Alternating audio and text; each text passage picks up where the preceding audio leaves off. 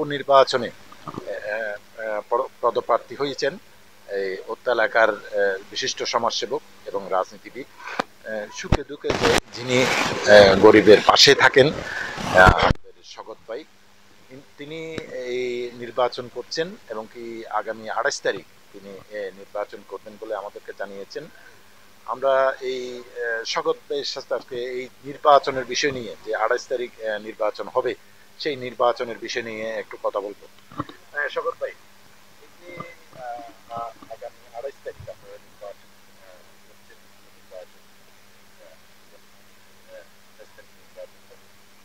সেই নির্বাচনে আপনি প্রার্থী হয়েছেন, যে প্রার্থী হয়েছেন এবং নির্বাচনে অংশগ্রহণ করবেন এবং নির্বাচনে প্রচারণা আপনি চালাচ্ছেন, কি মনে করেন এই নির্বাচন?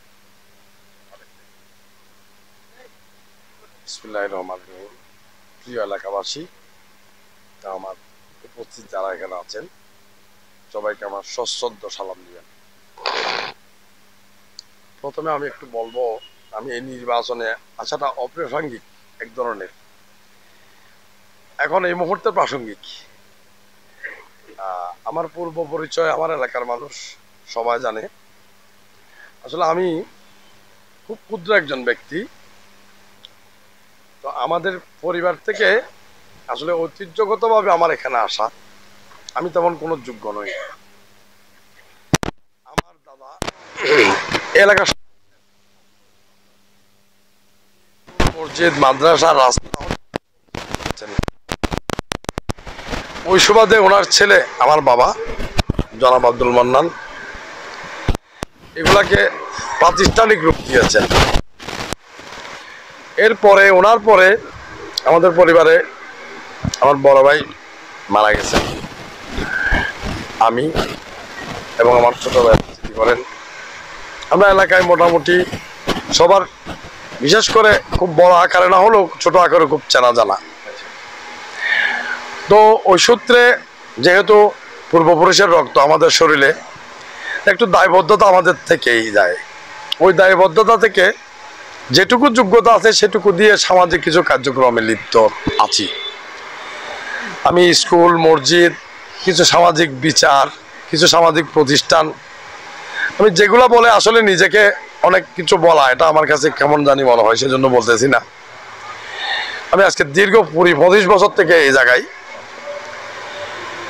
এই অবস্থা থেকে চলতে চলতে এখানে পর্যন্ত আসা সম্পূর্ণ দায়বদ্ধতা থেকে।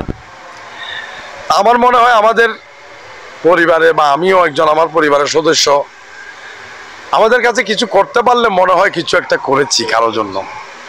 এ ধরনের একটা নেশা আমাদের মধ্যে কাজ করে। এখানে আসাটাও কিন্তু তাই। এখানে আসার উদ্দেশ্যটা হচ্ছে, আসলে আমি এই এলাকার ছেলে, দীর্ঘদিন আমি, বিশেষ করে 30 বছর আগে থেকে আমি চিকনদন্ডির অনেক কিছু বলতে পারি। এর আগের জীবনটা না বললেও, আমাদের চিকনদন্ডি অনেক ঐতিহ্যবাহী একটা ইউনিয়ন। হাটহাজারী থানার এই 12 নম্বর চিকনদন্ডির একটা গৌরবময় উজ্জ্বল অবস্থান ছিল। অতীতে আমাদের এলাকায় একসময় প্রেসিডেন্টশিপ ছিল, তারপরে চেয়ারম্যান আসছে। এই চেয়ারম্যান হওয়ার পরে আমাদের এই ওয়ার্ডের একজন স্বনামধন্য ব্যক্তি মরহুম সালামত আলী খান, উনি চেয়ারম্যান ছিলেন দীর্ঘ 36 বছর। এরপর আমাদের মাহবুব চেয়ারম্যান, এরপর হারুন চেয়ারম্যান, এই পর্যন্ত চেয়ারম্যানের যে দায়িত্ববোধ তাদের মধ্যে আমরা ছোটকালে দেখেছি, আমরা মনে হয় এই ভোটটা হারিয়ে ফেলেছি পর অবস্থায়। বিশেষ করে গত 15-20 বছর, আমাদের এলাকায় এই চেয়ারম্যান বলেন, মেম্বার বলেন, এটা একটা সরকারি লাইসেন্স পত্র টেন্ডারে পাওয়ার মতো। মানে মনে হয় যে একটা লাইসেন্স নেওয়া, এটা আমার একটা প্রতিষ্ঠান করার জন্য একটা লাইসেন্স নেবে, লাইসেন্স নেওয়া। যে কোনো কারণে বাংলাদেশের রাজনীতির কারণে এক ধরনের নমিনেশন বাণিজ্য হতে যখন শুরু হয়, তখনই যখন একটা মার্কা পেয়ে যাই, বিশেষ করে নৌকা মার্কা, আমি এখানে বলতে আপত্তি নাই, নৌকা মার্কা নিয়ে প্রার্থী আসছে। এর আগে ছিল বিএনপির, এরপরে আবার নৌকা মার্কা যখন আসছে হয়েছে, একের পর এক এভাবে চলতে থাকে। তখন আর মানুষের কোনো সেবা বলতে কিছু নেই, কারণ ওরা তো তখন জনগণের চেয়ারম্যান হয় নাই, তারা মার্কা নিয়ে চেয়ারম্যান হয়েছে।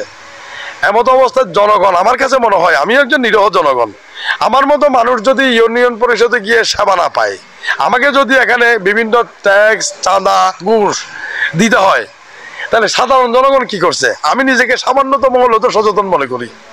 এই অবস্থা বিশেষ করে মানুষের কাছে গেলে মনে হয় যে চিকন্দন ইউনিয়ন একটা এখন মুদি দোকান।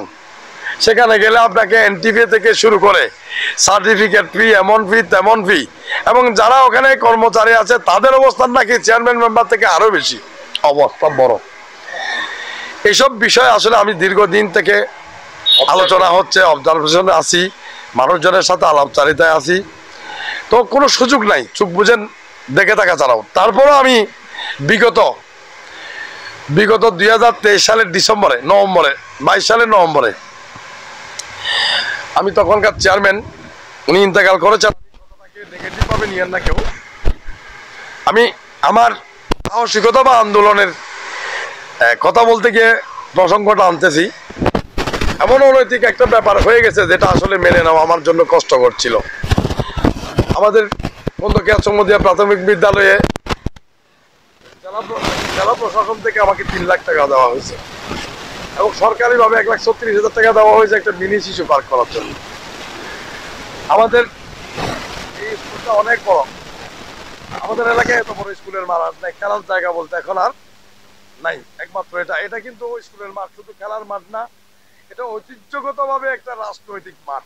এখানে বড় জানাজা থেকে শুরু করে সব কিছু এখানে হয়। এমত অবস্থায় আমি চিন্তা করলাম যে সামনে একটা ওয়াল আছে, এটা করা হয়েছে, এটা আমি করছিলাম, পিছনে আরেকটা ওয়াল করে দিতে পারলে মোটামুটি একটা বাউন্ডারি। কাজটা করতে গিয়ে